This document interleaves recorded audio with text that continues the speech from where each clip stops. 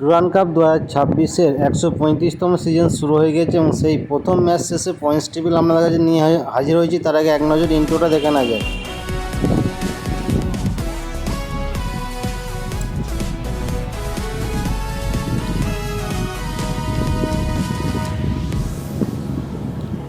তো বন্ধুরা, ইন্ট্রো শেষে আপনাদের কাছে নিয়ে হাজির হলাম ডুরান্ড কাপ 2026-এর প্রথম ম্যাচ ইস্টবেঙ্গলের সাথে মোহনবাগানের মধ্যে, যেখানে মোহনবাগান 1-0 গোলে এগিয়ে গেছে এবং মোহনবাগানের যে প্লেয়ারটি এই গোলটি করেছে আব্দুল সামাদ, এবং সেই 52তম মিনিটে গোলের দৃশ্য আপনাদের কাছে এখন এই মুহূর্তে এক নজর তুলে ধরছি। তাই গোলের দৃশ্যটা এক নজর দেখুন এবং ভালো লাগলে অবশ্যই চ্যানেলটিকে সাবস্ক্রাইব করে পাশের বেল আইকনটা বাজিয়ে রাখবেন, যাতে পরবর্তী ভিডিও নোটিফিকেশন সবার আগে পৌঁছে যায়।